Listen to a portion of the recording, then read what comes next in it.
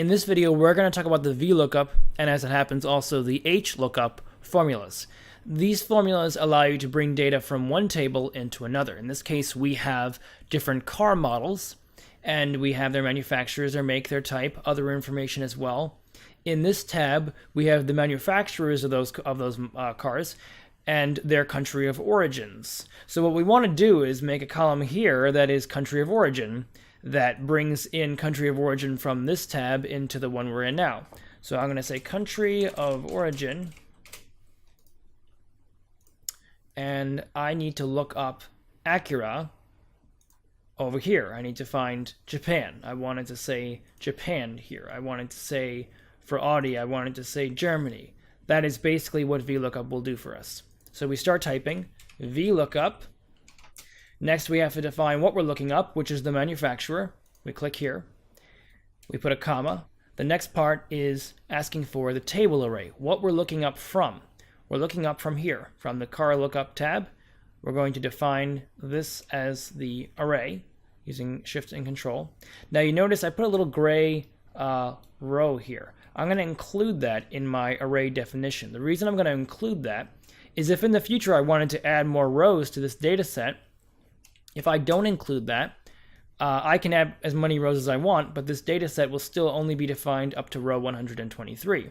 So the formula that I'm writing won't refer to those additional rows. I'll have to go and redefine the formula every time I add a row of data to this lookup table. However, if I leave a little line here, if I leave a little additional space here, if I insert rows above 124, this definition of an array will move down with it, and it will include any additional rows of data which I would like to add.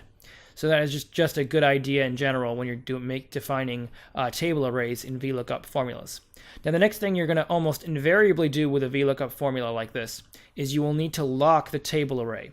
You'll need to hit F4 or insert the $signs manually.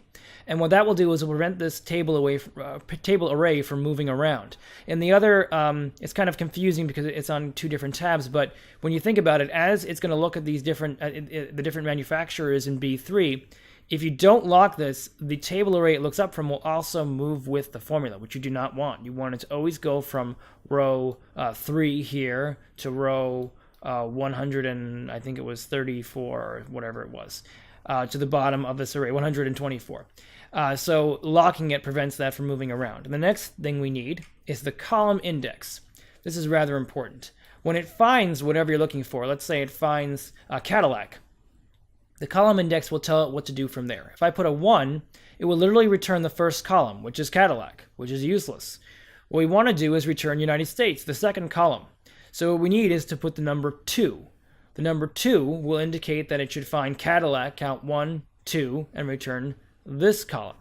If there were 5 columns or 3 columns or 4 columns, you would count across just as you would expect. Let's say we had the size of the industry in billions or something like that in this column, and we wanted to look up that. We'd find Acura, and then we'd count 1, 2, 3. 3 would be the number we'd put in order to get the data that would be in this column. In this case, though, it's a much simpler example. We only need to put in 2 because we're just getting that second column. And the last part is very critical. You have 2 rather hard to understand choices here. You see true approximate match and false exact match. We're going to talk about the true approximate match, how to use this in the future. But almost invariably, your go-to should be false, an exact match. False. We're looking up B3. We're looking it up in this range here. We're finding the second column. We're using an exact match. That's false. And then I'm going to say enter. And we've done it. The other formula that is very much like VLOOKUP is HLOOKUP. Think about VLOOKUP as vertical lookup. That's what it stands for. HLOOKUP is horizontal lookup. So let's add a new column. And we'll call this HLOOKUP. It will be exactly the same, but it will use a different methodology. Now here in Cars Lookup, you see I have this table as before, but if I go to the right, I have pasted the sort of the rotated version of that table where the manufacturers are listed horizontally and the country of origin is in the next row down.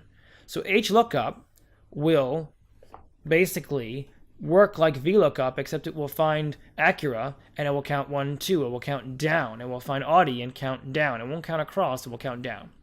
as it goes across. So let's do that. We're going to say HLOOKUP. We're going to put in manufacturer here, put a comma, go to the cars lookup tab, define this area. Oh, not including this, sorry. Just starting here, going all the way to the right, include one more column. Once again, we must lock this. We've locked it, comma. We have to say what the row index number is. In this case, it's not counting across, it's counting down, and it will still be a 2. And then we, again, have to do an exact match. That will be false. And parenthesis, and we've done it. Thank you so much for watching. Please subscribe, like this video if it was helpful, and feel free to comment with any questions. And join us for the next video where we'll continue to flesh out this topic. Thanks so much for watching.